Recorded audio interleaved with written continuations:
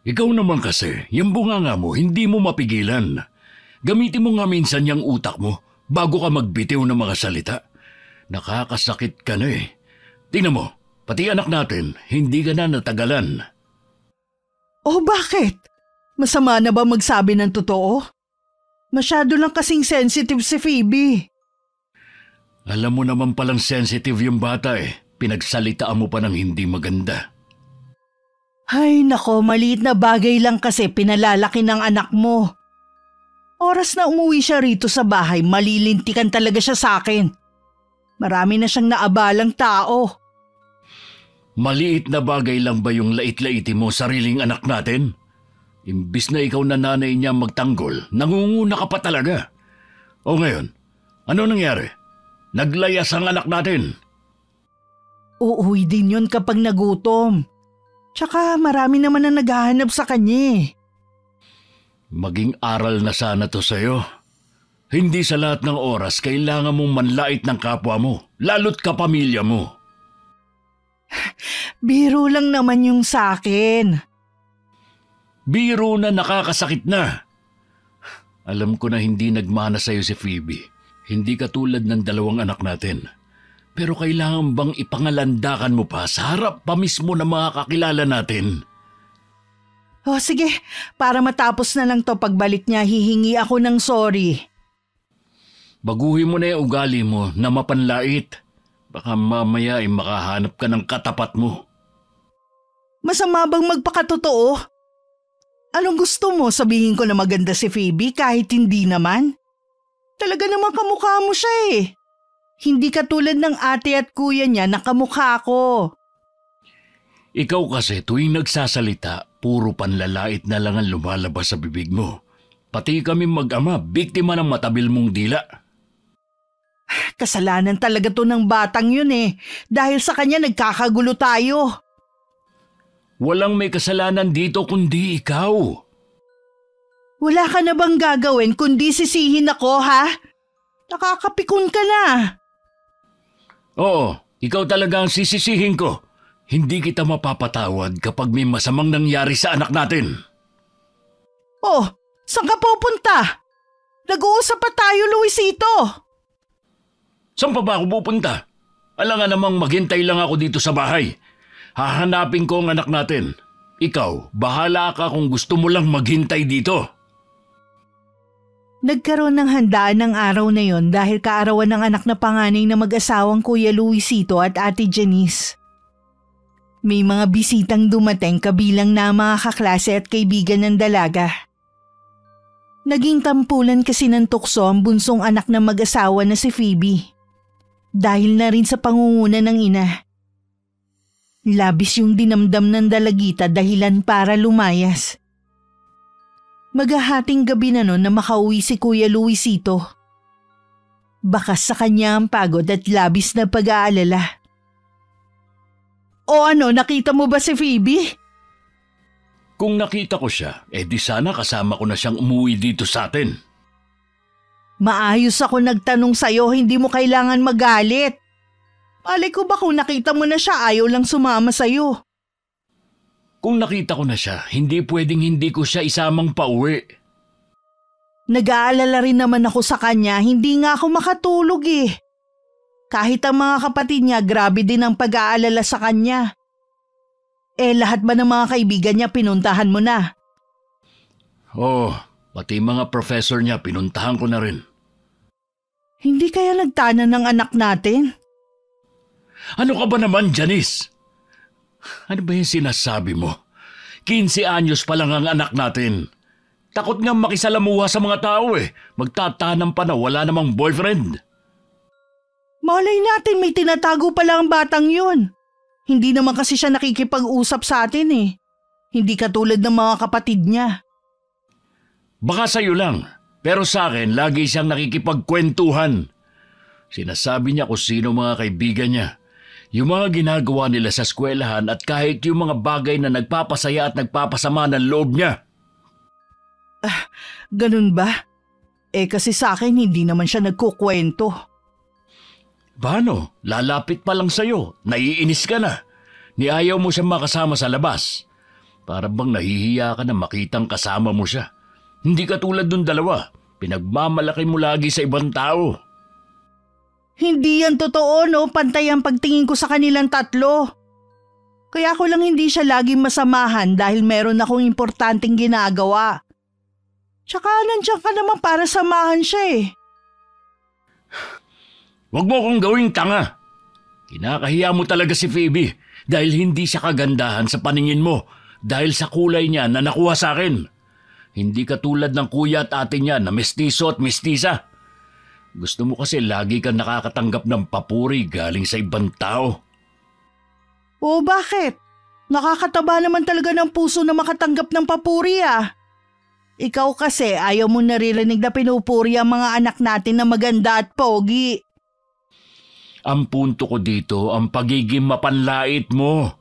Pati si Phoebe hindi nakaligtas sa'yo. Tama ba na sa harap ng mga bisita, sabihan mo siyang pangit? At sana hindi mo nalang binuhay nung nasa sinapupunan mo pa lang siya kung alam mo na ganun siya kapangit. Biro nga lang yon. Kita mo nga nagtawanan sila. Ako nga napahiya nang bigla siyang tumakbo at nag-iiyak. Hindi naman kasi marunong sumakay sa biro ang anak mo eh. Parang ako pa yung lumalabas na masamang ina dito. Talaga namang masama kang ina eh. Oras na makita ko si Phoebe, hihiwalayan na kita. Pagod na akong intindihin yung ugali mo. Dahil lang dito, hihiwalayan mo na ako? Ang babaw naman ang dahilan mo. Hindi lang naman ito ang dahilan eh. Marami ka pang ginagawa na hindi ko nagugustuhan. Kung kailan naman tayo nagkaedad na, tsaka ka naman nakakaisip ng ganyan. Ano na lang sasabihin ng mga tao sa atin? Wala akong pakialam sa sasabihin ng mga tao. Hindi naman kasi sila nahihirapan sa pakikisama sa'yo eh. Nagugat lang naman ang problema natin dahil kay Phoebe eh. Kung hindi siya naglayas, hindi tayo magtatalo ng ganito. Sige, sisihin mo ang anak natin. Hindi ka lang magaling manlait. Mahusay ka ring maghugas ng kamay. Ang mabuti pa bukas na lang tayo mag-usap ulit. Kapag hindi na mainit ang ulo mo. Nakakaya din sa mga kapitbahay ang lakas ng boses mo. Matulog ka na. Wala akong balak tumabi sa'yo.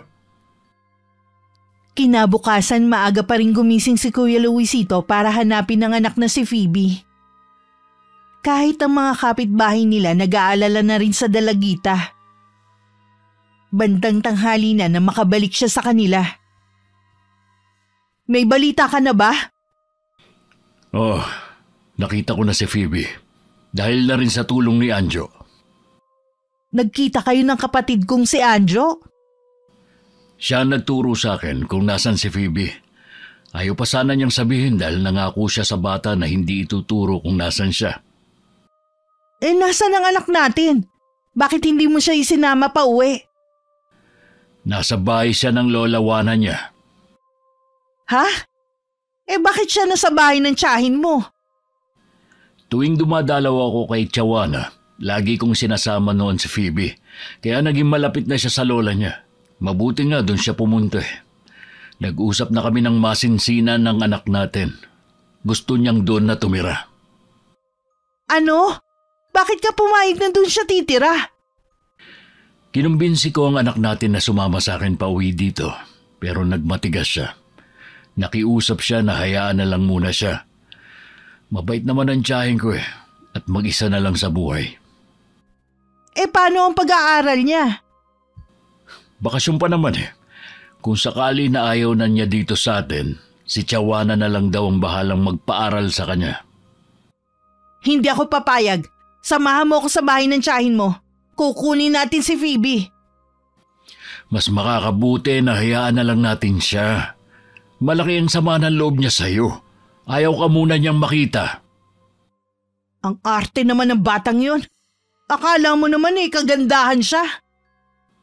Sige, ipangalandakan mo pa. Sa tingin mo, sa mga sinasabi mo, sasama sa'yo ang anak natin? Mabuti na nga rin siguro na mawala muna siya para wala ka na ring ipapahiya sa ibang tao. Sana naisip mo na iba pa rin kapag nandito si Phoebe sa atin. Kaya sa ayaw at sa gusto mo, susunduin natin siya. Kung gusto mo siyang puntahan, ikaw na lang. Hindi kita sasamahan. Marami akong kailangang gawin ngayon. Kailangan mo akong samahan. Alam mo naman nagalit sa akin ng tiyahin mong yun eh. Kasalanan mo rin naman eh. Sa tanda ba naman ni Tiyawana, hindi mo pinatawad sa mga panlalait mo? Hindi mo na siya nirespeto. Ang tagal na kasi nangyari yun, hindi pa rin siya makalimot. Ikaw kasi may problema. Wala ka sinasanto na kahit sino. Kung hindi ka pa magbabago, darating ang araw, lahat magiging kalaban mo na. Mamamalaya mo na lang na mag-isa ka na lang sa buhay. Alam mo, mula nang umalis si Phoebe, wala ka ng tigil sa pagsasalita ng masasakit sa akin eh. Saksakin mo na lang kaya ako para matapos na. Baka sakali kasing matauhan ka. Pero tingin ko, ugali mo na yan hanggang malagutan ka ng hininga. Mula nga nang mawala si Phoebe sa bahay na yun, malaki na naging pagbabago. Kahit sa mga gawaing bahay, laging nagtatalo ang magkapatid kung sino maghuhugas ng pinagkainan at kung sino ang magluluto. Maging ang paglilinis ng bahay na pabayaan na rin mula nang mawala ang dalagita. Umalis ako na makalat ang bahay. Pagbalik ko, ganito pa rin. Nasaan ba si Luke at Ami? Si Ami natutulog pa. Si Luke kasama ang mga barkada niya. Hindi pa nga umuwi eh. Eh ikaw, anong ginawa mo buong araw? Huwag mong sabihin nasa labas ka lang at nakipagtsismisan. Asawa mo ko at hindi ka sambahay sa bahay na to. Huwag mong iaasa sa akin lahat. Eh bakit nung nandito si Phoebe, laging malinis dito sa bahay? Kaya siguro pinipilit mong pabalikin ang anak natin dito eh. Utusan mo yung dalawa na gumawa dito sa bahay dahil hindi ko sila bibigyan ng baon sa pasukan. Sobra ka naman. Mga anak mo yon, hindi ibang tao. Yun na nga eh. Mga anak natin sila pero hindi maasahan dito sa bahay. Tayo lang ang madalas kumilos at sila para mga senyorita at senyorito dito. Pinamihasa mo kasi. Huwag ka na magalit. Uutusan ko na sila. Akala mo yata hindi ako nahihirapan dito sa bahay eh. Ngayon mo maiisip kung gaano kahalaga si Phoebe dito sa bahay. Marami nga ako napagtanto nung mawala si Phoebe eh. Ang laki nga pala ng pagkukulang ko sa kanya. Kumusta na kaya siya? Tinawagan ko siya kanina, excited na sa pasukan. Kasama daw niyang nag-enroll kanina ang kapitbahay nila. Bukas daw mamimili na siya ng gamit. Desidido na talaga siyang dun mag-aral. Parang itinakwil na tayong mga magulang ah. Nararamdaman ko na masaya ang anak natin dun. Siguro wala siya masyadong gawain sa bahay ng lola niya. Hindi rin siya nakakaranas ng panlalait.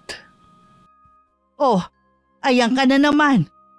Mabuti pa nga siguro dun na lang siya habang buhay. Tingin ko kasi maya-maya tayong mag-aaway dahil sa kanya. Ngayon pa nga lang inaaway mo na ako. Maglinis ka na nga lang. Yun ang trabaho ng isang may bahay. Oo na, alam ko naman eh. Ami, bumangon ka nga dyan, tulungan mo ako rito. Ilang beses ko na rin nakita ang bayaw ni Anjo.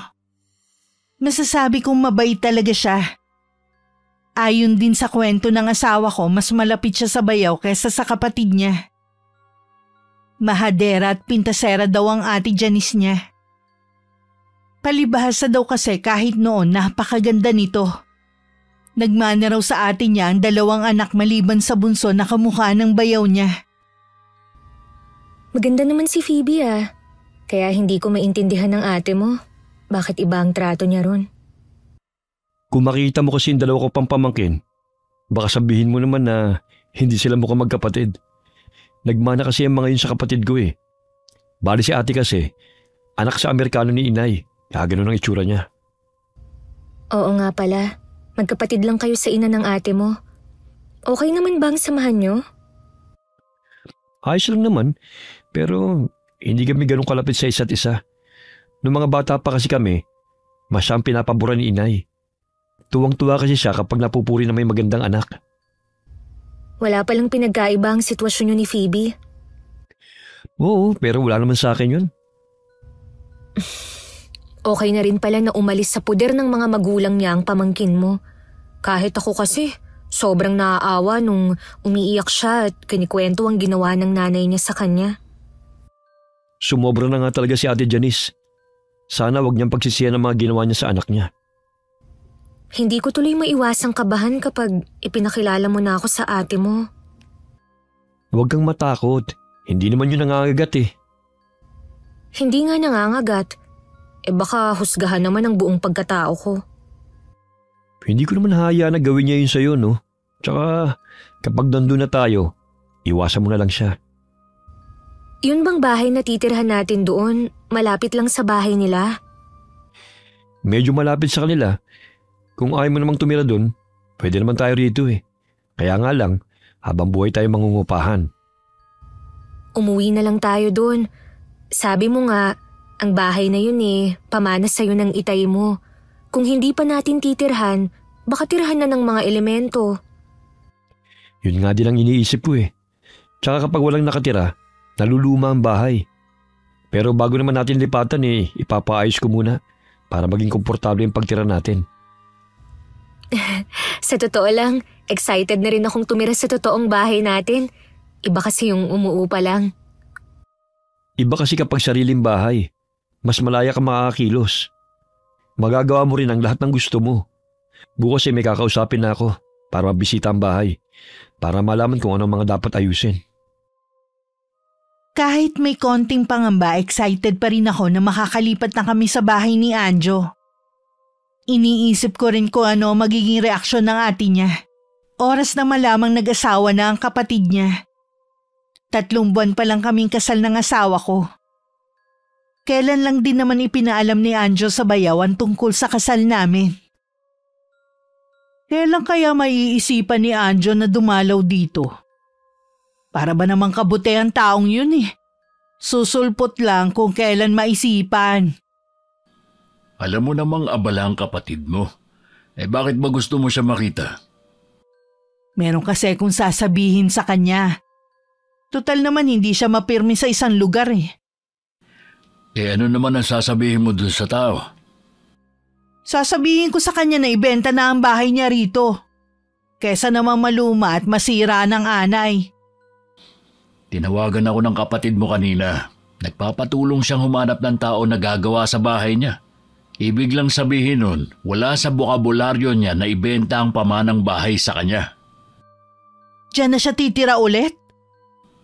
Oo, kasama ang asawa niya. May asawa na si Anjo? Oo, kahit nga ako nagulat Biglaan lang daw ang pagpapakasal nila. Baka naman buntis na yung babae kaya biglaan ang kasal. Hindi ko alam dahil hindi ko naman tinatanong ang kapatid mo. Kilala mo naman si Anjo, masyadong malihim. Kaya ako lang naman nalaman nung magkita nga kami nung hinahanap ko si Phoebe. Taga saan kaya ang babaeng yun? Baka taga ron din. Kilala kasi ni Chawana Sabi nga niya, mabait daw yung babae. Nakakapagtampo naman siya. Nagkaroon siya ng nobya at pinakasalan na hindi man lang nagsabi sa atin. Para siyang hindi kapatid Nadala na siguro sa'yo. Kasi naman, 2 beses nagdala dito na nobya. Nilait-lait mo lang.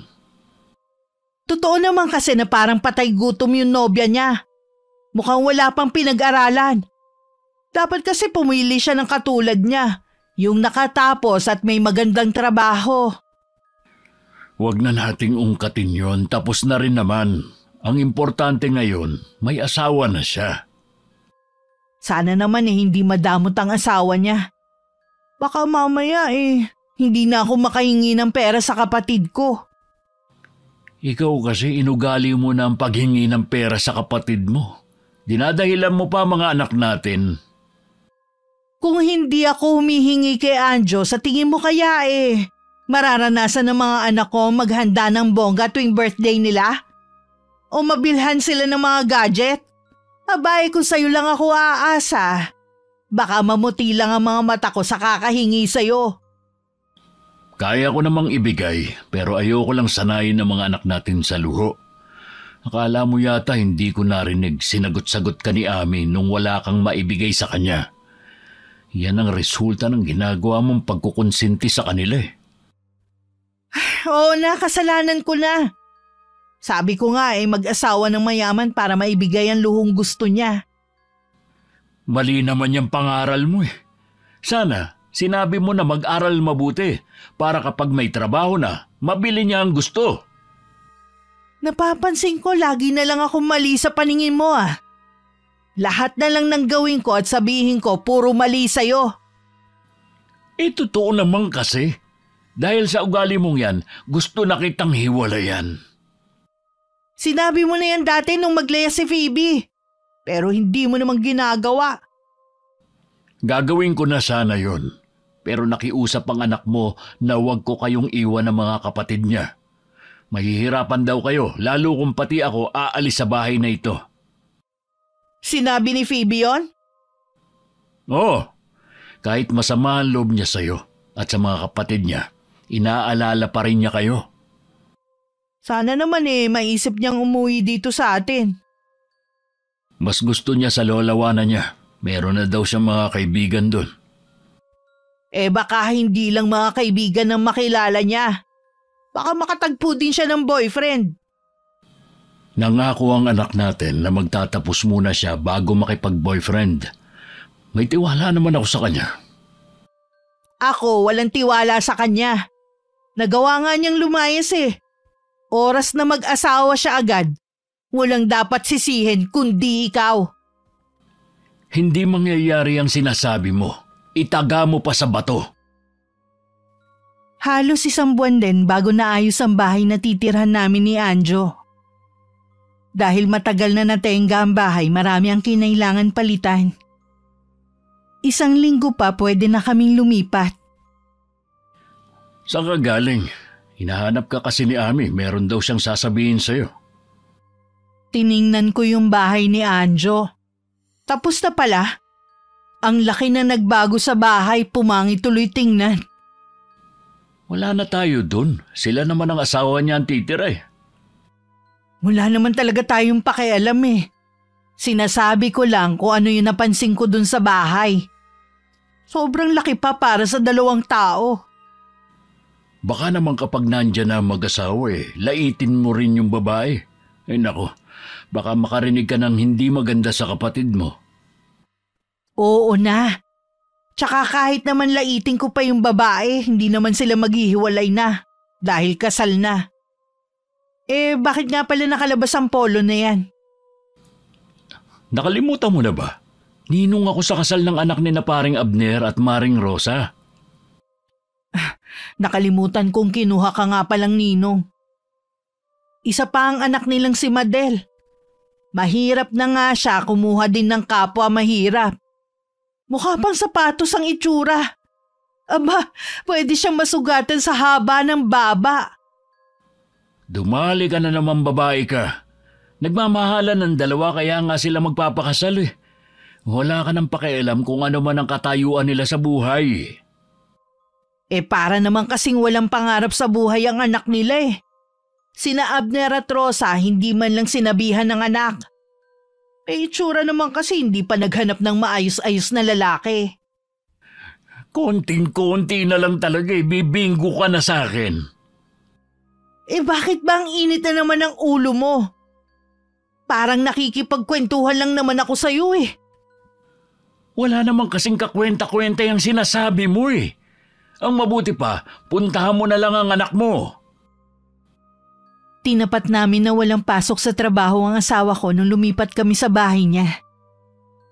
Unang kita ko pa lang sa bahay, nagustuhan ko na yon.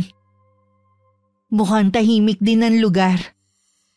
Dahil mapuno ang paligid ng bahay, malamig ang simoy ng hangin. Nagustuhan mo bang bahay natin? Sobrang nagustuhan ko. Higit pa to sa inaasahan ko. At ang laki pala ng bahay Para tayong aalog-alog nito. Mabuti naman nagustuhan mo. Mamaya nga pala pupunta tayo sa bahay ni na ate. Ipapakilala kita. Medyo kinakabahan ako na makaharap ang ate mo. Medyo naapektuhan din kasi ako sa sinabi ng pamangkin mo tungkol sa nanay niya. Ipagtatanggol naman kita oras na meron siyang sabing hindi maganda sa'yo. Ilan pala ang kwarto dito? 3. Yung isang kwarto malapit sa kusina. Tara, ikutin natin yung buong bahay para makita mong bawat sulok. Kailangan lang nating linising mabuti para mawala ang mga alikabok. Hanggang bukas naman wala akong pasok sa trabaho. Tutulungan na kita sa paglilinis. Ang laki pala ng likod niyo.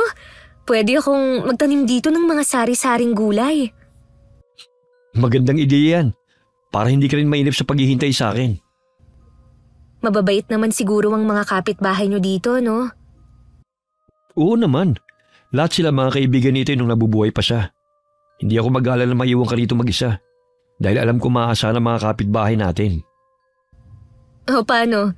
Tara nang pumunta sa bahay ng kapatid mo. Sige, dalhin na rin natin yung mga pasalubong. Para naman tayong galing abroad. Kilala ko kasi si Ate Janice. Mahilig yun sa pasalubong. Malapit lang naman ang bahay ng kapatid ni Anjo. Malayo pa nga kami, tinuro niya ang katamtamang laki ng bahay na walang pintura. Kahoy at simento ang pagkakayari ng bahay na may malawak na bakuran.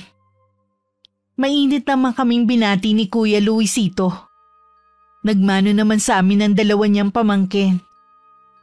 Tiningnan naman ako ni Ate Janice mula ulo hanggang paa.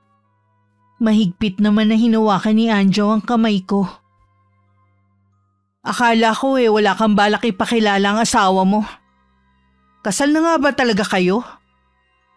Oo naman te, kasal na kami ni Elma. Pasensya na nga pala ha. Hindi ko na kayo naimbitahan ni Kuya Luisito. Balak naman namin magpakasal sa simbahan eh. Doon na lang kami babawi. Sana nga matuloy ang kasal niyo sa simbahan. Magastos din kasi. Meron nga dito sa atin na kakakasal lang sa simbahan halos mamulubi sa gastos. Siyempre paghahandaan naman namin yun. Para hindi kami mamulubi pagkatapos ng kasal. Ilang taong ka na ba, Elma? 31 po ate. Sa edad mong yan, dalaga ka pa talaga? Aba, bihira na kasi yung ganyang edad na wala pang asawa, no? Baka naman meron kang kinakasama nun bago kayo nagpakasal ni Anjo. Naku, wala po akong naging kinakasama. Bukod tanging si Anjo lang po. Taga saan ka nga pala? Sinong mga magulang mo? May mga kapatid ka pa ba? Anong trabaho mo bago kayo nagkakilala ng kapatid ko? Ate, hindi obligasyon ni Elma na sagutin ang mga yan. Alam ko na ang buong pagkatao niya. Mabuti siyang babae at galing siya sa maayos na pamilya. Bakit hindi niya sagutin ang mga tanong ko? Dahil hindi naman ikaw ang pakikisamahan niya kundi ako. Hindi mo kailangang malaman ang tungkol sa buhay niya. Kapatid mo ko. Natural lang na gusto kong makilala ang asawa mo. Dapat nga hindi muna kayo nagpakasal hanggat hindi mo pinapakilala sa akin eh. Ate, 38 na ako.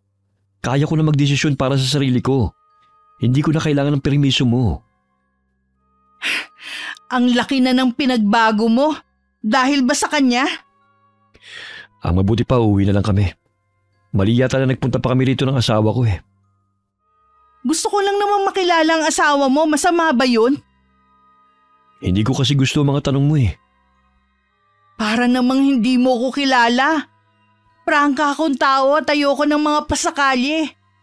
Sa totoo lang hindi kayo bagay nitong si Elma. Matanda na kasi siyang tignan sa'yo. Para siyang may anak na. Kaya nga tinatanong ko kung may kinasama siya noon eh. Ate, wala ka pa rin talagang pagbabago. Tayo na, Elma. O teka lang, wag muna kayong umalis. Pasensya ka na ate, may gagawin pa kasi kami sa bahay eh. Kararating lang kasi namin kanina. Marami pang dapat ayusin.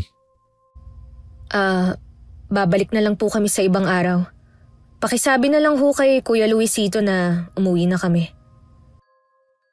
Hinila na ako ni Anjo paalis sa lugar na yun. Ilang minuto na kaming nakakaalis nang dumating naman si Kuya Luisito na may dalang merienda para sa amin. Napakunot pa ang noo niya nang madatnan na wala na kami. Nasa na mag-asawa? Nasa kusina ba? Umalis na. Ha? Bakit naman? May nangyari ba habang wala ako? Wala. Basta na lang silang umalis. May gagawin pa raw eh. Hindi man lang nahintay ang binili kong merienda. Sigurado ka ba na wala nangyari? Ang kulit mo naman eh, sinabi ngang wala eh. Ang tagal ninyong hindi nagkita magkapatid eh. Ano, kumustahan lang tapos umalis na sila? Baka naman kasi meron ka na namang sinabi. Wala namang masama sa sinabi ko. Nagtatanong lang ako sa asawa aba nagalit si Anjo. Tsaka hindi sila bagay na dalawa no. Gwapo si Anjo. Simple lang yung babae. Parang galing sa malayong probinsya ang itsura. Hinusgahan mo na agad yung tao. Ngayon mo pa nga lang nakilala. Tumanda na nga ng ganun si Anjo, hindi pa pumili-pili ng maayos na babaeng pakakasalan. Ikaw ang umayos. Hindi mo kilala ang hipag mo. Baka mamaya siya na pala ang katapat mo. Hindi pa pinapanganak ang taong makakatapat ko, no? Kung ano-anong sinabi mo sa hipag mo, pero nilalantakan nyo naman ang pasalubong nung dalawa.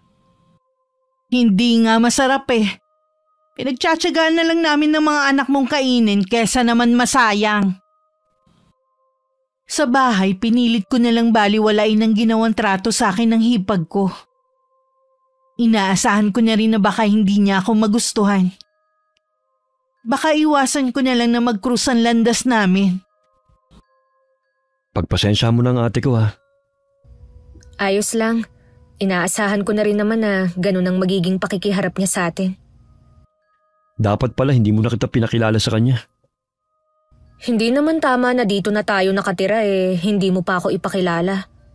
Hindi naman maganda ang ganun. Nakakabastos yun.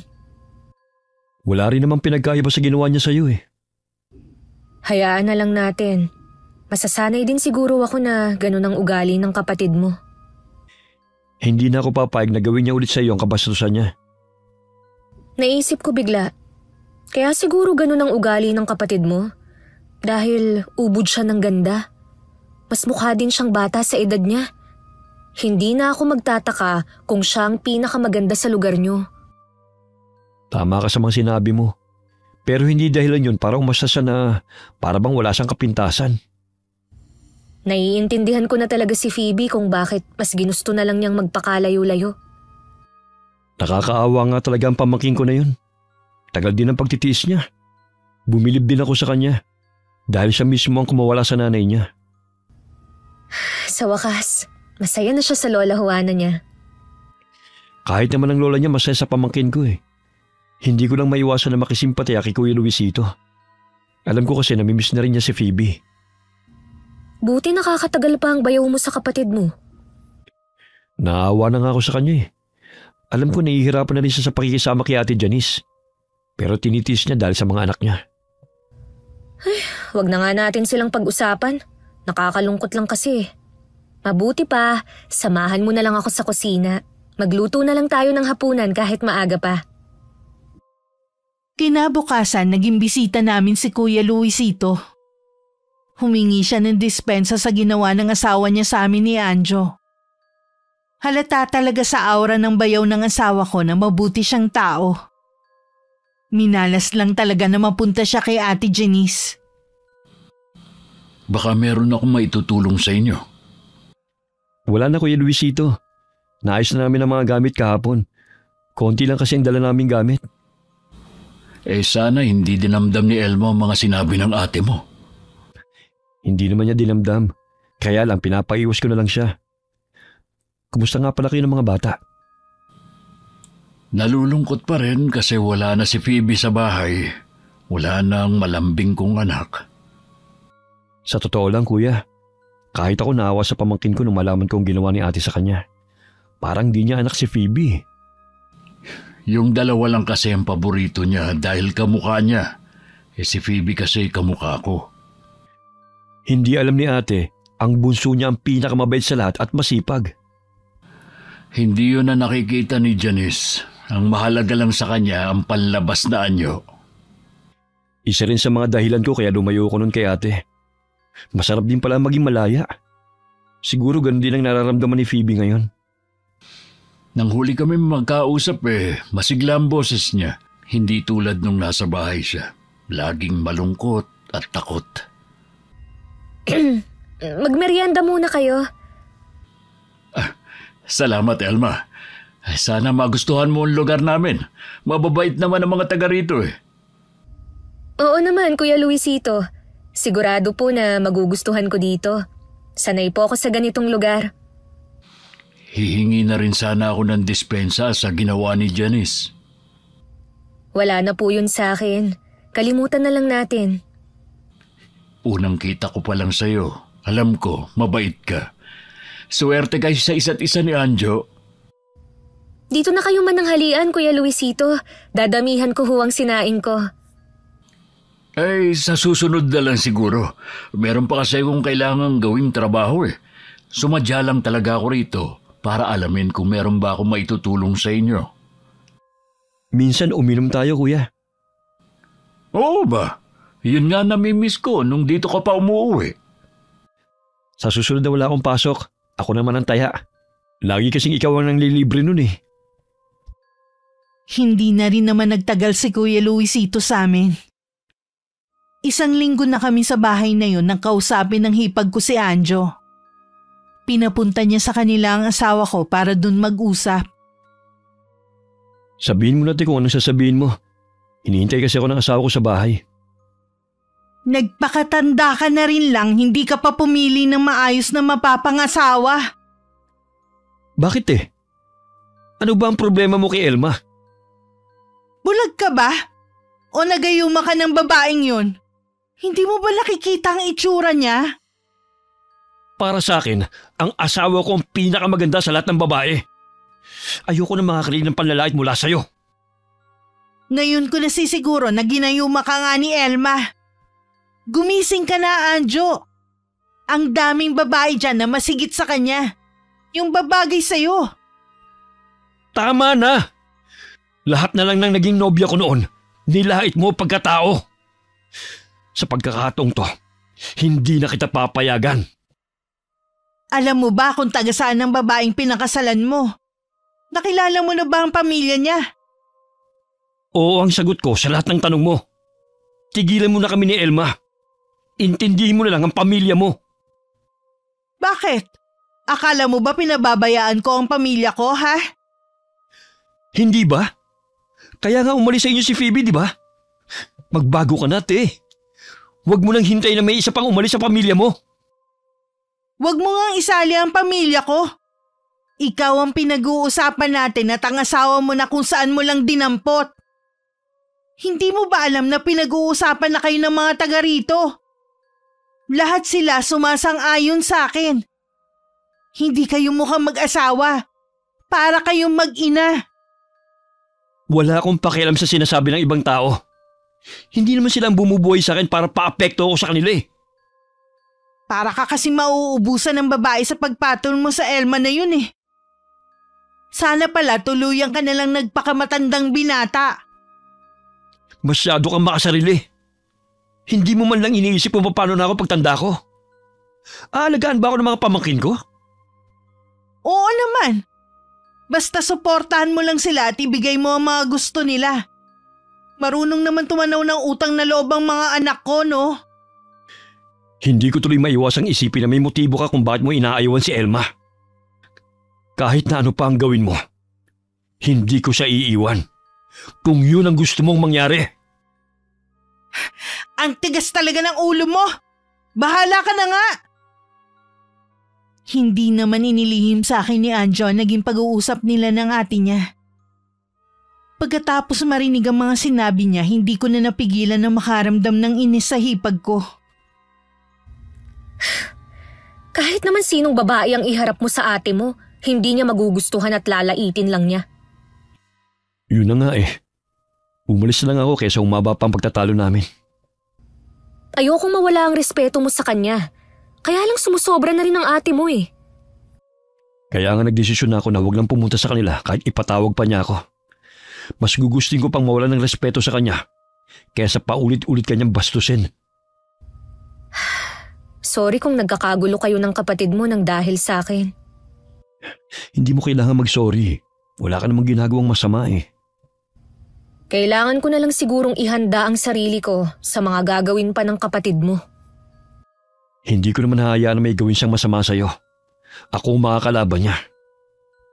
Akala ko pa naman, tahimik tayong makakapamuhay dito. Hindi pala. Ang babait pa naman ng mga kapitbahay natin. Biruin mo, ilang araw pa lang tayong nandito kasundo ko na sila. Si Ate Janice lang naman talaga ang problema eh. Tsaka, alam ko ring interesado siya sa bahay na ito. Wala siyang sinasabi, pero nararamdaman ko yon. Akala niya siguro hindi na ako mag-aasawa. Sobra siguro siya nadismaya nang malaman niyang kasal na tayo. Mana mo ito sa tatay mo. Magkapatid lang kayo sa ina. Kaya wala siyang karapatan sa bahay na to. Talagang wala. Para sa ating dalawa lang ang bahay na ito.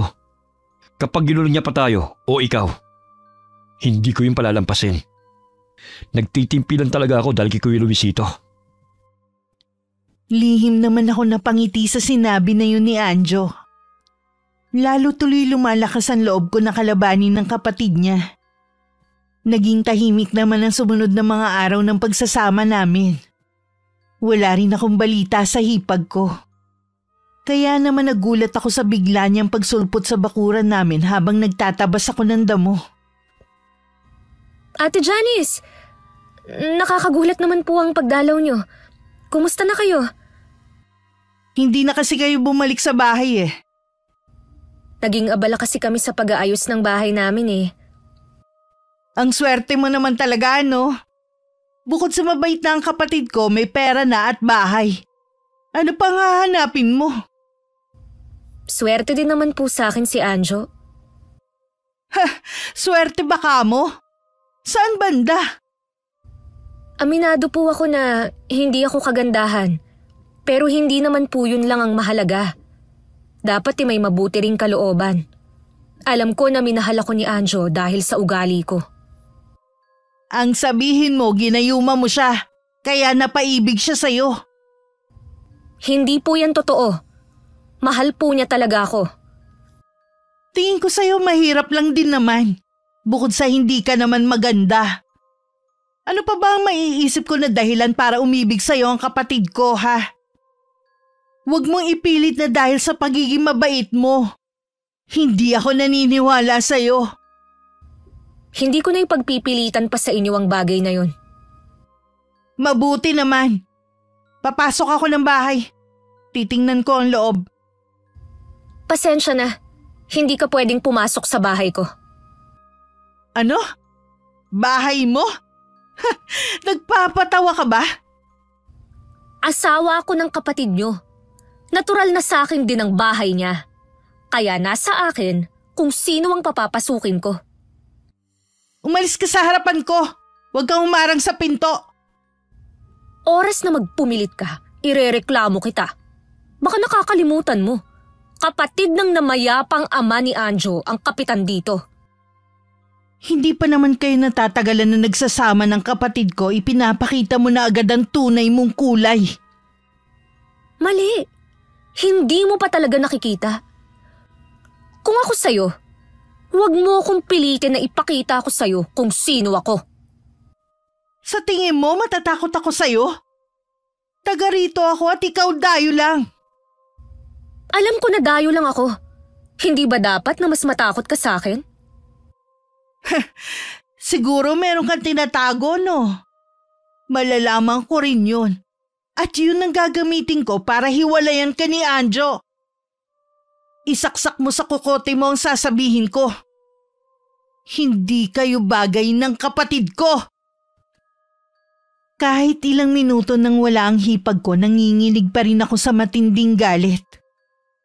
Pumasok na lang ako sa loob ng bahay. At saka uminom ng tubig para kahit papano kumalma ko. Ganito ko kapag nakakaramdam ng galit.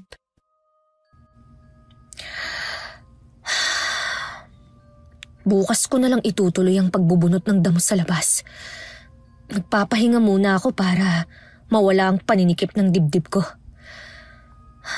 Konting pagtitimpi pa. Kapatid pa rin siya ni Anjo. Naabutan naman ni Kuya Luisito na parang malalim ang iniisip ng asawa. Sandaling minasdan muna niya ang asawa. Mababakas din kasi sa mukha ng babayang tinitimping galit. Ang lalim yata ng iniisip mo. May nakaaway ka ba? Nandyan ka na pala. May nakaaway ka ba at salubong na naman ang kilay mo dyan? Hindi naman pala totoong mabait ang Elma na yun eh. Ha? Bakit mo naman nasabi yan? Nakausap ko siya kanina. Ipinakita niya agad ang ugali niya. Pinuntahan mo siya sa kanila para lang awayin? Hindi ko siya inaway, no? Kinausap ko nga lang. Hindi ako naniniwala sa'yo. Kilala kita na hindi marunong makipag-usap ng mahinahon. Oras na malaman ng kapatid mo ang ginawa mo, sigurado, magagalit yun. Alam ko naman nakakampihan niya ang babaeng yun eh. Pero wala akong pakialam. Huhubaran ko ng maskara ang asawa niya. Ipapakita ko sa inyo ang tunay niyang pagkatao. Ay, bakit hindi mo na lang sila hayaan? Ano bang mapapala mo sa panggugulo sa kanila? May tinatago nga ang babaeng yun. Baka mamaya kapahamak pa yun ni Aljon. Kung meron mang tinatago si Elma, hayaan mo na lang na si Anjo ang makatuklas. Ang mga anak na lang natin ang intindihin mo. Kausapin mo si Luke. May nakarating kasi sa akin na puro siya barkada. Posibleng bumagsak sa pag-aaral. O, saan mo naman nabalitaan yan? Matalino ang anak natin at masipag mag-aral. Narinig ko lang sa mga taga rito. Mabuti na rin nakausapin mo siya. Total naman, sa iyo nakikinig ang batang yung kesa sa akin. Huwag ka nga magpapaniwala sa mga naririnig mo. Sa akin ka lang maniwala. Dahil mas kilala ko ang mga anak natin kesa sa kanila. Ay bahala ka nga. Puro na lang talaga sarili mo ang pinakikinggan mo. Hindi ko nalang sinabi kay Anjon tungkol sa pagpunta ng kapatid niya. Nagdesisyon ako na ilihim na lang muna. Nang sumunod na araw, pinuntahan na naman ako ng kapatid ng asawa ko. Wala ka ba talagang balak na patahimikin kami ng asawa ko? Wala. Dahil alam kong hindi magiging masaya ang kapatid ko. Kung ako sa'yo, hiwalayan mo na siya. Hindi ko yun gagawin. Alam mo, dahil sa pakikialam mo sa buhay ng iba, napapabayaan mo na ang pamilya mo. Lalo na ang mga anak mo. Huwag mo nga masali-sali dito ang pamilya ko, ha? Ang gusto ko, iwan mo ang kapatid ko. Hindi naman kasi kayo bagay eh. Dapat kasing ganda ko ang hanapin niya para maganda rin ang magiging anak niya. Huwag mong ubusin ang pasensya ko. Baka pagsisihan mo balang araw na naging hipag mo ko. Hayang ka na naman sa pagbabanta mo. Akala mo matatakot ako? Sabi mo lang yan dahil hindi mo pa nararanasan. Kaya wag mo akong pilitin. Ano ba kasing tinatago mo, ha? Para sabihin ko sa'yo, lahat ng nakakaalam ng sikreto ko, hindi na ngayon nakakapagsalita. Mas lalong hindi talaga kayo bagay ni Anjo. May tinatago ka pala eh. Hindi na ako magtataka kung may lahi kayong kriminal. Sige lang, laitin mo ang pagkatao ko. Sigurado naman ako na may balik ang ginagawa mo sa akin. Ano, Karma? Kung totoo yan, di sana nun pa ako kinarma. Kung wala ka nang sasabihin, papasok na ako sa loob ng bahay. Namnamin mo na ang pagtira mo sa bahay na yan dahil malapit ka nang umalis. Hindi ko nalang pinansin ang iba pang sinasabi ng hipag ko. Pumasok na ako sa loob ng bahay. Dumiretso ako sa kwarto namin. Sa ilalim ng higaan, kinuha ko doon ng maliit na lumang baol. Hindi alam ni Anjon tungkol sa sekreto ko. Kating-kating akong gamitin to sa'yo, Ate Janice. Iniisip ko lang talaga ang kapatid mo. Kapag naubos ang pagtitimpi ko sa'yo, hindi ako magdadalawang isip na gamitin sa'yo ang nalalaman ko sa kulam. Pag-uwi ng hipag ko sa bahay nila, nadatnan niyang pinagagalitan ni Kuya Luisito ang anak nilang si Luke. Nakayuko lang naman ng binata at hindi makatingin sa kanila ng diretsyo. Doon ka muna sa kwarto mo, Luke. Mag-uusap lang kami ng tatay mo.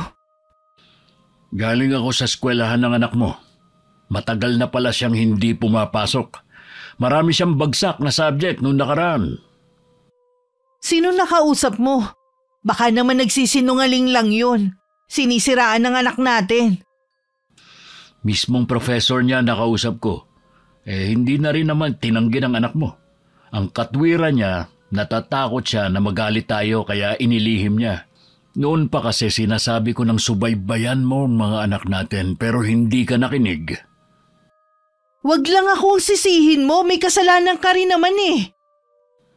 Paanong kasalanan ko? Buong maghapon ako sa trabaho. Inaasikaso ko pa ang bukid.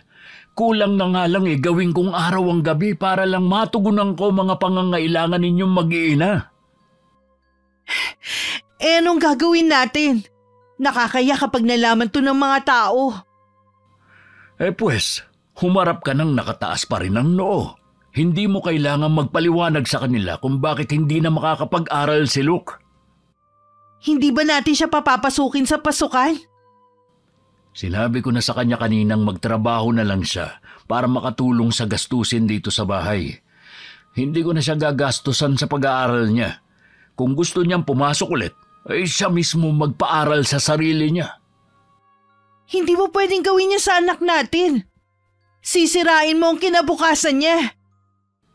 Hindi akong sumira sa kinabukasan niya, kundi siya mismo. Nakikiusap naman ako sa iyo. Bigyan mo pa siya ng isa pang pagkakataon. Kung hindi siya makakapagtapos, ano na lang ang mapapasukan niyang trabaho? Construction worker. O di kaya mamamasada ng tricycle. Hindi ko na problema yun. Kung gusto mo, ikaw ang magpaaral sa kanya. Saan naman ako kukuha ng pera? Yun naman pala eh. Kaya ngayon pa lang, sabihan mo na yung anak mo na maghanap na ng trabaho. Luisito naman, lalaki ang anak natin. Siya ang magdadala ng pamilya niya. Ano na lang ang ipapakain niya kung sakali? Hindi niya kailangan mag-asawa kung hindi pa siya handa. Ako na ang nakikiusap sa'yo. Bigyan mo pa ng pagkakataon ng anak natin. Buo na ang desisyon ko. Hindi ko na siya pag-aaralin pa. Luisito, huwag ka munang umalis. Mag-usap muna tayo, Luisito. Nagmistulang bingi si Kuya Luisito sa tawag ng asawa. Para naman nauupos na kandila na napaupo na lang ang hipag ko. Ilang sandali pa pinuntahan niya ang anak sa kwarto para kausapin. Dahil sa problema ng pamilya, hindi muna ako pinuntahan ng hipag ko. Naging panatag naman ako ng mga sumunod na araw. Mabuti naman kuya, dumalaw ka ngayon. Nakita ko kasi yung motor mo kaya tumuloy na ako rito. Sana hindi ako nakakaabala. Hindi inaabangan ko nga kung kailan ka pupunta rito sa bahay Ano, gusto mo bang uminom? Sige, yun yata ang kailangan ko para kahit papano gumaan ang nasa dibdib ko. May problema ba sa inyo? Si Luke kasi, akala namin pumapasok sa university. Yung pala puro barkadang inaatupag. Kailan ko lang nalaman. Ang batang yun talaga Hindi man lang naisip ang hirap mo sa pagpaparal sa kanya. Nakakasama lang talaga ng loob na 1 taon na pala niya kaming niloloko. Binigyan ko pa ng pang-enroll noong nakaraan. Ayun naman pala, bagsak siya. Pambihira talaga. Nagawa pa kayong lokohin. Hindi kayo na-influensan din ng mga barkada? Ganun na nga. At hindi rin namin nagabayang mag-asawa. Ayokong sisihin si ate dahil hindi rin naman siya tumatanggap ng pagkakamali. Sa totoo lang, iniisip ko na naman na makipaghiwalay na sa kanya. Mas sa kanya ako napapagod kaysa sa trabaho ko. Naiintindihan kita kuya kung sakali manghiwalay mo ng kapatid ko. Bilib nga ako sa iyo dahil natagalan mo siya ng ilang taon. Dahil yun sa mga anak namin, kaya nagtitiis ako sa kanya. Naiisip ko na nga ibenta na lang tong bahay na to Lalayo na lang kami ni Elma. Pasensya na pala kayo ng asawa mo kung hindi ko mapigilan na pumunta rito si Janice. Hindi ko naman kasi siya pwedeng bantayan lagi at may trabaho ako. Wala ka namang kasalanan Si ate lang talaga ang punot dulo ng lahat ng gulo. Hindi ko maiwasan na maawa kay Kuya Luisito habang nakikinig sa usapan nila ng asawa ko. Hinayaan ko na lang din na uminom sila hanggang hating gabi. Kinabukasan naman ng hipag ko ang bisita namin. Wala siyang kailangan sa akin kundi sa kapatid niya. Pasensya ka na ate. Hindi ko pwedeng sagutin ang pagpaparal kay Luke. Ha? Bakit naman?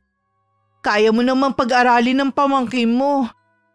Wala ka naman anak Dati nga binibigyan mo ang mga anak ko ng mga mamahaling gadget. Noon yun dahil wala pa akong asawa. Anong kaibahan? Pinagbabawalan ka na ba ng asawa mo na magbigay sa amin? Hindi sa ganun. Kaya lang hindi ko naman kasi obligasyon ng anak mo. At isa pa, di ba ayaw na nga siyang papasukin ni Kuya Luisito? Hindi ko pwedeng pangunahan ng desisyon ng asawa mo. Sayang naman kasi kung hihinto si Luke. Ano na lang ang magiging kinabukasan niya? Kasalanan din naman niya yun Huwag mo nang sisihin ng anak ko. Bata pa siya, natural lang na magkamali siya. Tayo nga mga matatanda ay nagkakamali pa. Ang mahalaga naman gusto niyang ituwid ang pagkakamali niya. Pasensya ka na ate. Wala akong may tutulong sa'yo. Malay mo naman, magbago pa ang isip ni Kuya Luisito. Kulang na nga lang lumuhod ako sa harapan niya. Buo na talaga ang pasya niya na wag nang papasukin ng anak namin. Respetuhin na lang natin ang desisyon niya. Baka yun din ang paraan para matuto maging responsable si Luke. Ang hirap mo naman pakiusapan ngayon. Alam ko hinahawakan ng babaeng yun ng pera mo. Ang kapal naman niya. Bakit hindi siya magtrabaho para may sarili siyang pera? Hindi yung inaangkin niya ang pera mo. Asawa ko siya ate. May karapatan siya sa pera ko. Tingin ko dun sa asawa mo may tinatago. Mag-iingat ka. Baka magising ka na lang na wala na lahat ng pinaghirapan mo. Tigilan mo na ang asawa ko ate. Kung hindi mo siya gusto, huwag ka na lang pumunta rito para manggulo. Itiko mo na rin ang bibig mo sa pagsasalita ng masama laban kay Elma. Akala mo yata hindi namin alam na kung ano-anong paninirang ginagawa mo laban sa kanya. Kapag naisipan ng asawa ko na idemanda ka, hindi ko siya pipigilan. Malakas talaga ang kutob ko na ginayuma ka ng babaeng yun. Biruin mo, susuportahan mo pa siya para lang idemanda ko? Anong klase ka bang kapatid ha? Noon pa man, hindi mo na ako itinuring na kapatid. Lahat ng meron ako, gusto mo sa'yo lang. Naging mabait ka lang naman sa akin dahil meron ka nang nahihita sa akin Kalimutan mo na yon. Magkapatid pa rin tayo kahit ano pa nangyari noon. Pero ang ginawa mong yon, nag-iwan ng malalim na sugat sa puso ko. Kaya nga lumayo ako Baka sakaling maibsan ang sakit na ginawa mo. Salamat kay Elma. Dahil ginamot niya ako. Sana hindi dalhin ni Phoebe habang buhay ang mga ginawa mo sa kanya. Mana talaga sa'yo ang pamangkin mo. Masyado kayong sensitive. Napakahina niyo talaga. Hindi ko maiwasang lalong magalit sa hipag ko habang nakikinig sa usapan nila ng asawa ko. Masyado talagang makasarili. Wala talaga siyang pakialam sa damdamin ng iba. Nagpasya na lang ako na ituloy ang plano ko. Gusto ko lang siyang turuan ng leksyon na habang buhay niyang pagsisisihan. Saan ka ba nanggaling? Kanina pa kita hinahanap ah. Galing na ako sa mga kumari mo. Galing ako kina Anjo. Oh, ano na naman ang ginawa mo doon? Inaway mo na naman ba si Elma? Ang kapatid ko ang kinausap ko at hindi ang babaeng yon. Ay ano ba ang kailangan mo sa kapatid mo? Humingi ako sa kanya ng tulong na kung pwede na siya na ang magpaaral kay Luke. Ano? Talaga bang wala ka ng kahihiyan? Desperada na ako eh. Gusto ng anak natin ng mag-aral. Kung totoo yan, bakit nandun siya sa bahay ng kaibigan niya at ganitong oras umiinom na? Yun ba yung gusto mag-aral ka mo?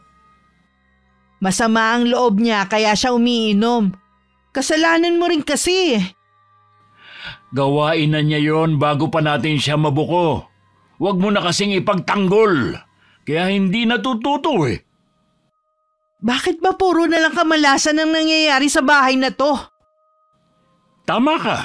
Nag-umpisa na ang kamalasan natin. Ito na ang karma mo. Hintayin mo marinig ang balita tungkol kay Ami. Ano nangyari sa kanya? Buntis si Ami. At ang ama daw ng dinadala niya ay ang anak ng janitor sa eskwelahan nila. Ano? Hindi totoo yan. Hindi siya pwedeng magkagusto sa isang pobre lang. Sa anak ng janitor. Sabihin mo nagbibiro ka lang. Hindi yan gagawin ni Ami. Mataas ang pangarap ko sa kanya. Sinabi ko na kasi na gabayan mo mga anak mo pero hindi ka nakinig sa akin. Masyado kang tiwala sa kanila. Nasaan si Ami? Gusto ko siyang makausap. Nasa kwarto niya at nagkukulong. Hayaan na muna natin siya makapagpahinga. Kailangan mo rin kumalma. Baka kung anong magawa mo sa kanya. Bakit ba nangyayari to sa atin? Lahat naman ibinigay natin sa kanila. Mga anak natin ang nagbabayad sa mga naging kasalanan mo sa kapwa mo. Bakit ba lagi na lang akong sinisisi mo, ha? Ay sino sisisihin ko? Mga kapitbahay natin?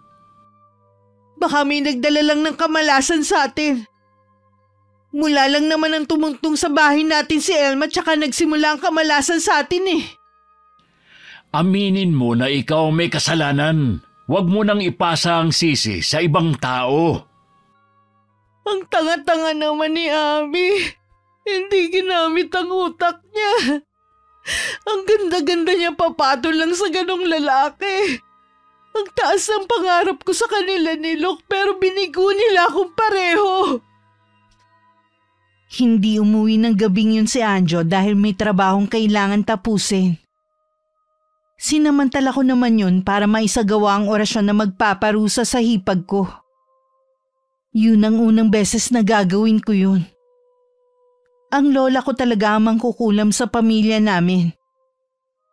Dahil sa sunod-sunod na masamang pangyayari sa pamilya namin noon, walang gustong magmana sa itim na libreta ng lola maliban sa akin.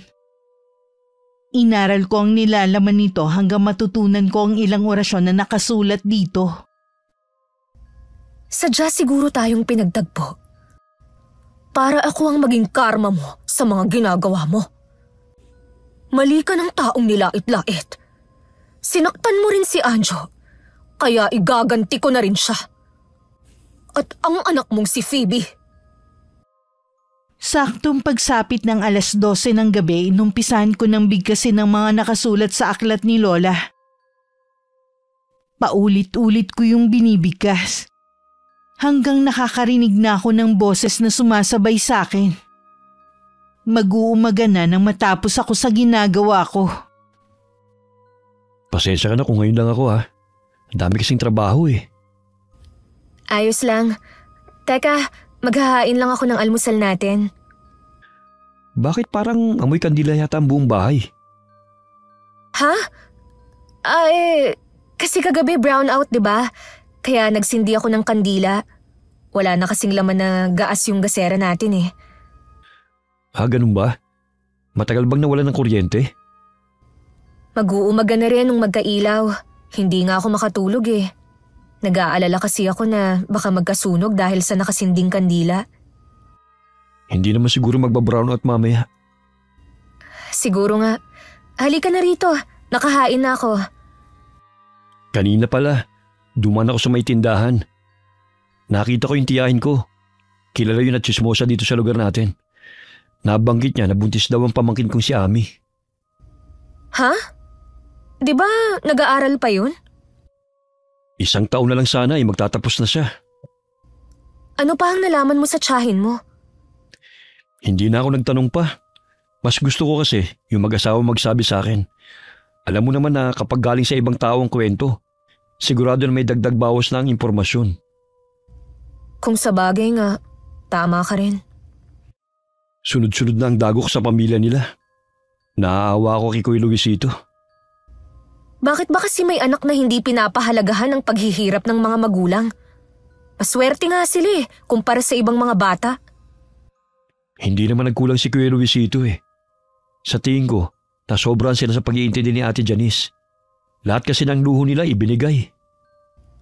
Mabuti na lang, hindi tumulad sa mga kapatid niya si Phoebe. Iba talaga ang pamangkin kong yun. Naniniwala ako na magtatapos siya at matutupad niya mga pangarap niya. Naniniwala ako sa'yo. At sa tingin ko, hindi pa doon nagtatapos ang kamalasan ng kapatid mo.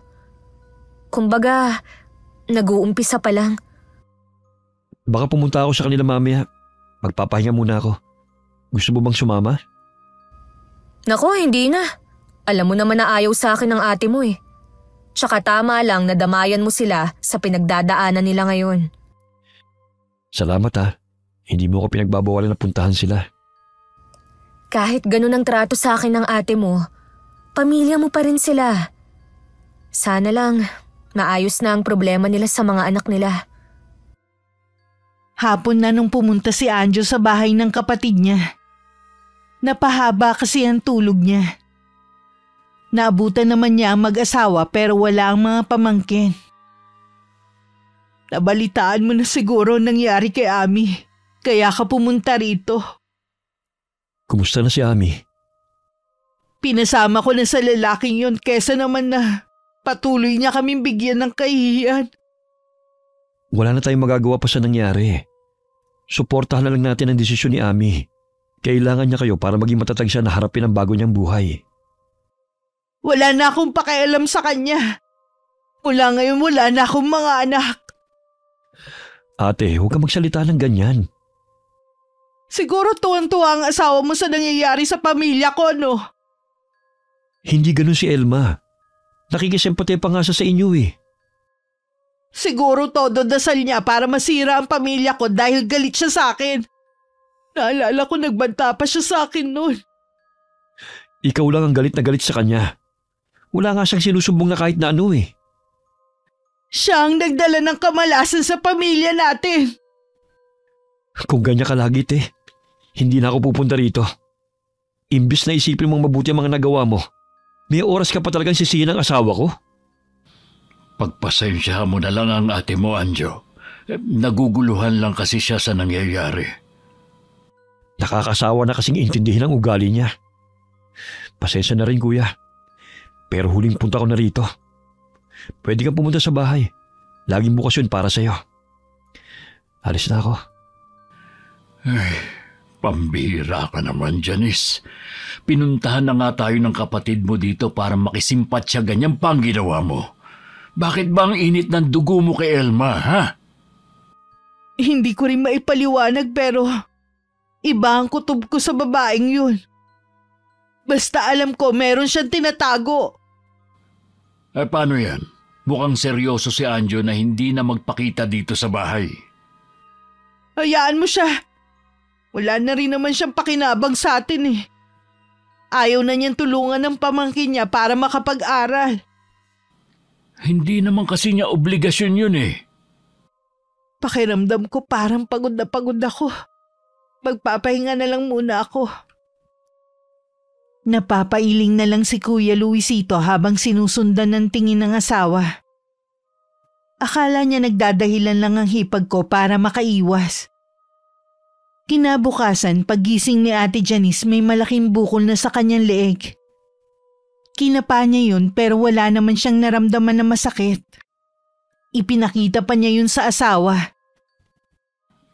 Kahapon ba meron na yan?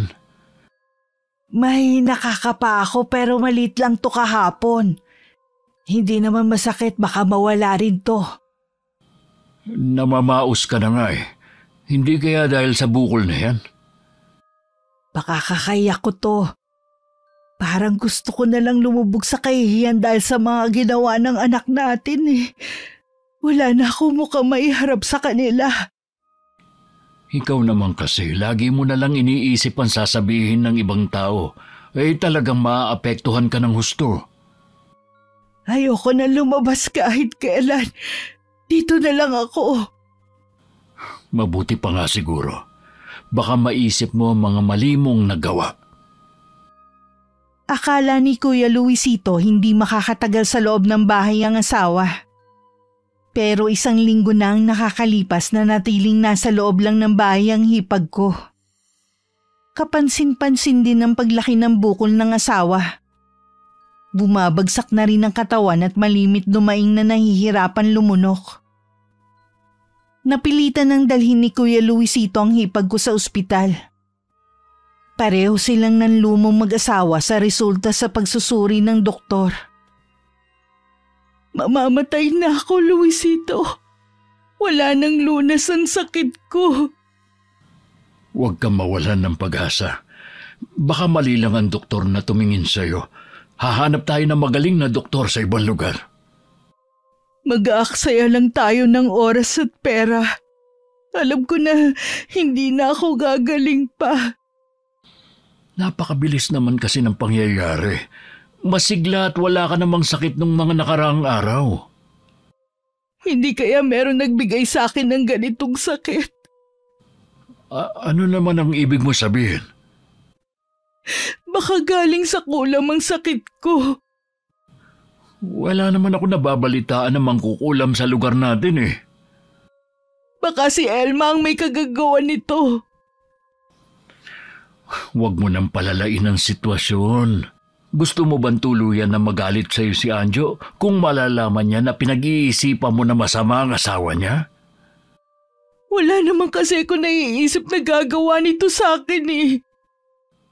Mahirap magbintang, lalo't marami kang nakaaway. Ayoko pang mamatay. Gusto ko pang mabuhay ng matagal. Kaya nga hanap tayo ng magaling na doktor. Bahala ka na. Sa'yo ko na ipapaubaya ang lahat. Masakit na ang ulo ko para mag-isip pa. 3 doktor pa ang tumingin sa hipag ko at iisa lang ang sinabi nila.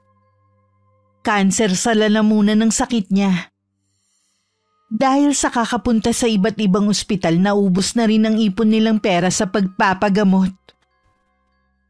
Salamat at pumayag kang dito na lang ako sa bahay. Alam ko kasi na nahihirapan ka na rin eh.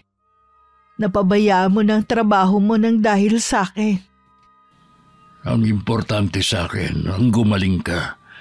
Siya nga pala, nagpadala ng tulong si Anjo at si Chawana. Nagbigay din ng iba nating kamag-anak. Ang bait naman nila kahit hindi ako naging mabuti sa kanila. Dito mo makikilala mga totoong tao sa oras ng kagipitan.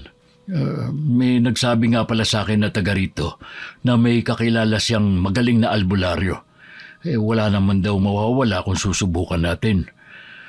Huwag lang daw tayong umasa sa doktor. Sana mabigyan pa ako ng pagkakataon para maituwid ko ang mga nagawa kong mali at makapagpasalamat na rin sa mga tumulong sa atin. Magagawa mo yan. Kaya kailangan mo magpagaling na, ha? Susubukan kong lumaban. Luisito, kailan kaya dadalaw dito ang mga anak natin? Si Phoebe, pupunta daw siya dito sa linggo. Si Luke naman, tatapusin na lang daw niya yung trabaho at uuwi na rin siya rito. Si Ami naman, hindi pa alam dahil masela ng pagbubuntis. Nahihirapan siya sa biyahe. Gusto ko silang makausap para masabi ko kung gaano ko sila kamahal. Gusto ko rin makahingi ng kapatawaran lalo na kay Phoebe. Ang laki ng kasalanan ko sa kanya. Mabait ang anak natin. Kung wala lang nga siyang pasok, gusto niyang alagaan ka. Siya nga pala, ikaw na lang ang humingi ng kapatawaran kay Elma at kay Anjo, ha? Alam ko galit pa rin sa akin ng kapatid ko eh. Kaya hindi siya dumadalaw sa akin. Naiintindihan ko naman yun. Kapag dumating ang mga anak mo at meron nang magbabantay sa iyo, pupunta ako sa kanila. Kahit hindi kami nakakadalaw sa bahay ng hipag ko, balita naman sa buong lugar namin ang kalagayan niya. Sa kwento pa lang ng mga taga ron, nakakaramdam na ako ng awa. Nakukonsensya na rin ako dahil sa ginawa ko. Hinawakan ko rin ang maliit ko pang tiyan. Natatakot din ako na baka magiging anak ko ang magbayad sa kasalanan ko. Sinamahan ko na yung manggagamot sa bahay nila ate. Nakakapagtaka na hindi pa man kami nakakapasok eh. Alam na kagad niya ang sakit ng kapatid ko. Sabi ko naman sa'yo magaling na manggagamot si Lola Simang. Mapapagaling niya si Ate Janice. Sana nga agaran na gumaling si Ate Janice. Nakakaawa na rin kasi si Kuya Luisito eh. Ubus na rin ang kabuhayan nila. Dahil sa pagpapagamot sa kanya. Ang dami na kasi nilang napuntahan na doktor. Hindi pa rin siya mapagaling-galing. Ayaw nga sabihin ni Kuya pero tinaningan na ang buhay ni ate. Huwag tayong mawala ng pag-asa. Magtiwala lang tayo. Makapangyarihan pa rin ang dasal. Yun ang gawin natin. Nagpapasalamat nga pala sa'yo si Kuya Luisito. Sinabi ko kasi na ikaw nagpapunta kay Aling Simang sa kanila. Nakukonsensya rin kasi ako ang ibig ko bang sabihin lagi kasi kaming nagtatalo noon. Sana dumating ang panahon na magkasundo na kayo ni ate. Sa totoo lang, ayoko muna siyang makita, lalo't nagdadalang tao ako. Hindi tuloy lubusan ang kaligayahan ko dahil sa kalagayan ng kapatid ko. Hindi ko na rin muna sinabi kay Kuya Luisito na buntis ka. May tamang panahon naman para ipaalam natin sa kanila. Oo naman. Hindi naman ako nagmamadali Kung gusto mo na mamalagi muna sa bahay nila, ayos lang naman. Sandali lang naman ako doon. Gusto ko lang din malaman ang kalagayan ni ate. Isang linggo ring binantayan at ginamot ni Lola Simang ang hipag ko. Mahinang-mahina na nun si Ate Janice. Nakahiga na lamang at hindi na rin makapagsalita. Laging nasa tabi niya ang 3 anak at si Kuya Luisito. Janice, lumabang ka. Nandito lang kami ng mga anak mo. Hindi pa kami handa na mawala ka sa buhay namin. Kailangan ka pa namin. Mahal na mahal ka namin ng mga anak natin. Taimtim na nagdasal araw-araw si Kuya Luisito. Batid din ni Lola Simang na hindi pa karaniwan ang sakit ng hipag ko. Kapatid ng lola ko ang manggagamot. Sinabi ko sa kanya ang ginawa ko at gusto ko nang putulin ng sumpa. Pero hindi ko alam kung paano. Nangako siya na tutulungan niya ako. Kinabukasan, isang himalang nakabangon na ang hipag ko. Bagamat paus pa rin, nakakapagsalita na siya ulit. Salamat sa Diyos at binigyan pa niya ako ng pangalawang buhay. Salamat din sa mga taong walang sawang nagdasal para gumaling ka at kay Aling Simang na nagpagaling sa'yo. Sinabi ba niya kung ano ba talaga naging sakit ko? Hindi na niya sinabi pa. Ang mahalaga, magaling ka na. Gusto kong puntahan si Elma. Gusto kong personal na magpasalamat at humingi ng dispensa sa mga nagawa ko nun sa kanya. Sasamahan kita kapag malakas ka na. Masaya ako na sa wakas magaling na ang hipag ko. Naging malapit na rin kami sa isa't isa. Bagamat naroon ng pagkailang sa kanya dahil sa nagawa kong malaking kasalanan. Inilihim ko na lamang ang ginawa ko at ibinigay kay Lola Simang ang baol ng kaalaman sa kulam. Wakas. Okay, shoutout po tayo. Shoutout kay Nanay Lisa from Cavite. Emma Alcontin de la Cruz from Bacoor, Cavite. Maricar Rocamora from Qatar. Ingat ka dyan. Henmer Garcia from Pampanga. Hi sa Gregorio family and Ilo family from Batangas. Hi kay Erlinda Tonelada. Hello kay Wilma Schmitz from Paris. Hi kay Grace Limiasco from Saudi Arabia. Hi kay Jane D from Kibawe, Bukidnon na nasa Saudi ngayon. Hi sa Inaria family. Hi kay J. Ann Vitero na laging nakikinig. Hi kay Maricel Talosig from Iligan, Isabela. Hi kay Angelica Salvador from Davao City. Hi kay Junef Casino from Taytay, Rizal. Hello kay Apan Kudanding. Hi kay Julius Deloro na laging nakikinig. Hi kay Gisa Nicole Velasco from San Roque, Cubao. Hello sa inyo. Shoutout sa Kabantak and Campbell family from San Jose Occidental, Mindoro. Hi kina Bubbles, Blossom, Buttercup from Malaysia. Hello po sa Rama family and Damirez family from Sara, Iloilo City. Hi kay Emelita from Taguig.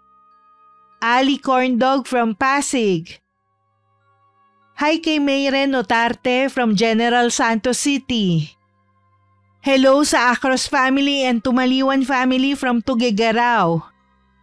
Hi kay Raquel Hasegawa from Japan. Hello sa Baller Company, salamat po sa laging pakikinig ninyo. Hello sa mga apo ni Ami Yong na sina Kaden, Mapu, and Tonton. Hi Alex Hernandez from Pasig. Hi kay Inang Ausa from Quezon, salamat sa pakikinig. Hi kay Marilu Gardoque. Hi kay Marisol Tenedero from Antipolo. Hello kay Maria Lee Nakagawa. Hi kay Jaya Musang na araw-araw nakikinig. Hello kay Rovi Jean Abergos from Paquibato District, Davao City.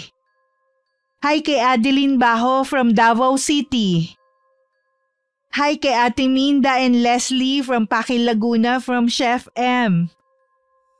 Hi kay Josefina Fuelias from Pasig City. Hi kay Jessica Rojas from Kuwait. Hi kay Rosa from California. Hi kay Mama Marcelina Moring from Bohol. Hi kay Sassy Tenedero from Batangas. Hi kay Jonalyn Barameda. Hi kay Ermarmi Sablad. Hello kay Rem Robles. Hi kay Tutsi Galulan from Pasig City, Iloilo. Hi kay Andres Velano from Alamino City, Pangasinan. Hello sa Amorganda family from Bulod, Negros Oriental. Hi kay Grace Martin from Doha, Qatar. Ingat kayo dyan. Hello po sa OSD family. Especially sa mga solid na nakikinig ang Team Pricing. At hello sa forever friends ni Brenda Grencio na sina Cherry na nasa UK, Eden na taga Antipolo, Sugar na taga Marikina, Shanti na taga Tondo, at kay Amalia na taga Cavite. Hello sa inyong lahat. Maraming salamat po sa pagsuporta nyo at pakikinig. Hanggang sa susunod, ingat, God bless.